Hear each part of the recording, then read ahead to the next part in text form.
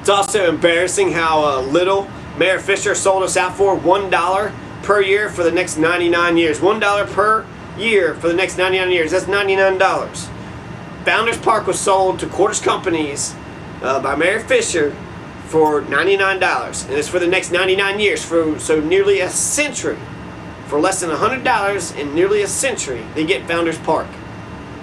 I mean, I got $20, and I'll buy it for 10 years. That doubles your profit, Mayor Fisher. There's a proposition. I got $20 bill, $2 per year. I'm doubling what you're getting by the Quarters Companies. $20. You're making more money. It's in the city's best interest on the economic standpoint. But for some reason, I'm guessing you didn't sell it to make money. It was just probably some garbage that to help you clean up the city, right? To sell off our parks for $1. For $1? $1? Whatever. So he's going to sell us out for $1 per year for the next 99 years. This is at the same time when Louisville's unemployment rate is worse than Kentucky's and America's. The foreclosures are on the rise in Louisville. Unemployment is on the rise in Louisville, and homelessness is on the rise. There's at least 10,000 homeless people in the cracks of Louisville, with dozens of Fishervilles also hidden, embedded in the forest and the sides of the city, in the peripheral forest lands. Curtis Morrison, a candidate for city council, says that there's about 20 people living here who don't have another place to live, so the shelters are full and it's wintertime. If you take away their tents, they're still going to be here, and they're just not going to be without the tents. So Curtis Morrison, just on a moral basis, cannot leave homeless folks just living there without their tents. He's also a candidate for city council. Curtis Morrison. I think he also has a paper too. The Courant or something. Recently, the case against Occupy Louisville was bumped up to a federal court. And the federal court, it said that's where Mitch McConnell's thugs are housed. So you'll see corporatists, wolves who are dressed up in judges' clothing in the federal building. And the reason why it was bumped up to the federal court was because the mayor's officials, they said that freedom of speech was a federal issue. Even though in the first section of the Kentucky's Constitution's Bill of Rights, it includes the freedom of speech. The first section of Kentucky's Constitution also includes the right to life. So, right to life, people living out in the woods, the government's not protecting the right to life for those people. The right to liberty, which is the demonstration on Founders Square. The right to worship. The right to pursue safety and happiness. To acquire and protect property. The right to peacefully assemble. And the right to redress their grievances. And the right to bear arms. That's all in the first section of the Kentucky Constitution. I think Occupy Louisville would have had an easier fight in the state courts over the First Amendment than in the federal courts. And I heard it might be a precedent that sets a standard for the nation. So we'll see about that. Chris Harrell, he's a divorce lawyer, so that's amazing. So also the 99-year lease that Mayor Fisher and the Quarters Companies have between them two violates Section 164 of the Constitution. Kentucky's Constitution. It says that no county, city, town, taxing district, or municipality, I hate that word, but municipality shall be authorized or permitted to grant any franchise or privilege or make any contract in reference thereto for a term exceeding 20 years. So a city can only sign a contract for 20 years. If it's longer than 20 years, it goes against Section 164 of the Kentucky Constitution, which this contract does. Mayor Fisher also discussed a growing perception problem with reports that he is still raising campaign cash while he's in office. The reports are totally true. The donations that Mayor Fisher are receiving, it goes to pay off his nearly $250,000 in personal loans. And also he took in $1,500 from contributions from a lobbyist from Insight Communications. So, Insight Communications currently is a cable company that is in tough negotiations with Metro government over a franchise agreement. So, Mayor Fisher has a pay-to-play system set up where the Quarters Companies and Insight Communications get the lucrative contracts while the 10,000 homeless sleep in the mud. or in the dozens of tent city Fisherville sprinkled all throughout Louisville. So he can take in the corporate campaign contributions. He'll keep on raking that money in, right? Which reminds him who is his boss. And then also keep a clear conscience about the homeless people that's just left out to die. Yeah, that's a good person. Not. That's somebody who don't have a heart. You ain't got a heart. You don't give a fuck about your people, your constituency. 10,000 homeless. 10,000 homeless. Solve that. Mayor Fisher, solve 10,000 homeless in your town. It's an embarrassment. Recently, Mayor Fisher pointed out there's going to be a $30 million budget gap.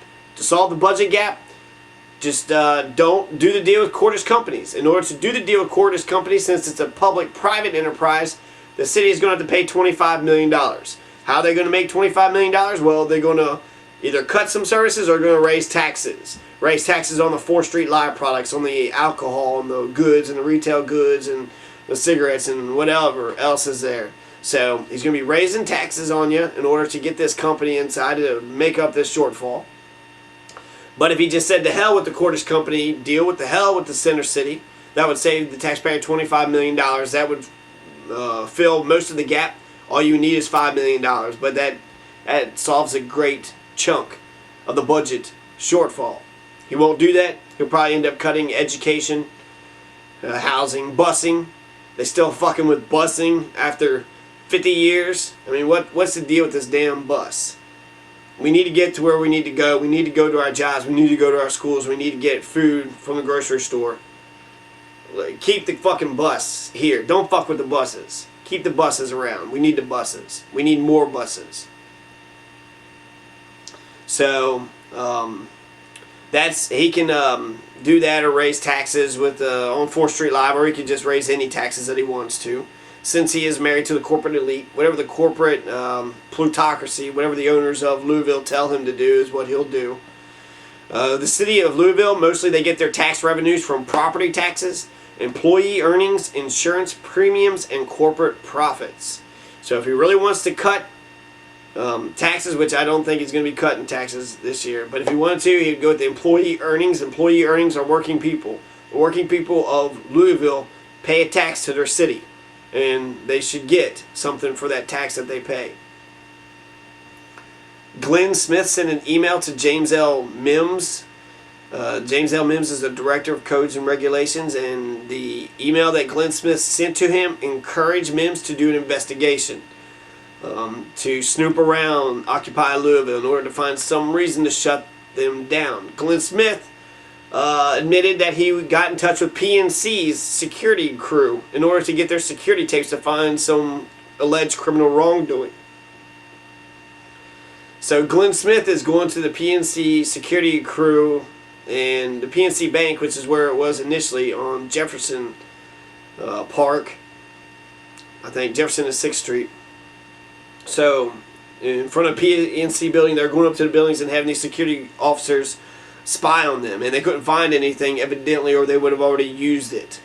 So even though nobody knows who owns Founders Park, and Mayor Fisher is just going to sell it out for $1 a year for the next 99 years, he does insist that he owns it and that the Public Works controls it. James L. Mims, or Jim Mims, the Director of Codes and Regulations, responded to the email to Carolyn Fletcher, saying that he was going to do an investigation. So James L. Mims is watching out for you. He's on the case. And when you think about who Occupy Louisville is bothering, like who the fuck is Occupy Louisville bothering? You got a few tents in the middle of downtown. If you look around the block of Occupy Louisville, you only got a couple things. You got the Reds corn dog stand, which is closed during the winter time, so it's not bothering them, since nobody, and in fact it might even give them business when they do get up and running, since they do need to eat there. Then you got 2 empty parking lots, which is right next to them on Muhammad Ali. You got Louisville Gardens, and you got, I think, a parking garage, and then you got some Metro Development Center, and then you got the Cathedral of the Assumption. You got the Catholic Church, and the Catholic Church is all about the poor. So what's the big deal? Metro Development Center has developed the homeless into their own homes, so that's, should work for the development center. And then you have the Republic Building, who is co-owned by Hill, and Hill said that there's no harm coming from Occupy Louisville to the Republic Building. Then you have the Tower, who's on the opposite corner, and those are people who are part of the 99%. And then you got Jim Mims' IPL office. Jim Mims' IPL office. I'm not sure where the IPL office is, but it's around Occupy Louisville. So when it comes to who is Occupy Louisville bothering, I know Occupy Louisville ain't bothering none of their neighbors. They ain't bothering me. They ain't bothering you. They ain't bothering nobody. None of the million-plus people in Louisville. They ain't bothering you. They ain't bothering me. They ain't bothering none of their neighbors, except for maybe one. Jim Mims' IPL office. Jim Mims, you the only motherfucker that's got a problem with it. You and the mayor. So just back off and cure economic inequality. You start out by getting the homeless a place to stay. There's no reason to have all the Fishervilles. Let's clean up these Fishervilles. Do you like having a tent city named after you, Fisherville? If there were no Fishervilles, then there's no Fishervilles to talk about. Alright. In solidarity, Johnny Tsunami, Master Pasta. I'm out.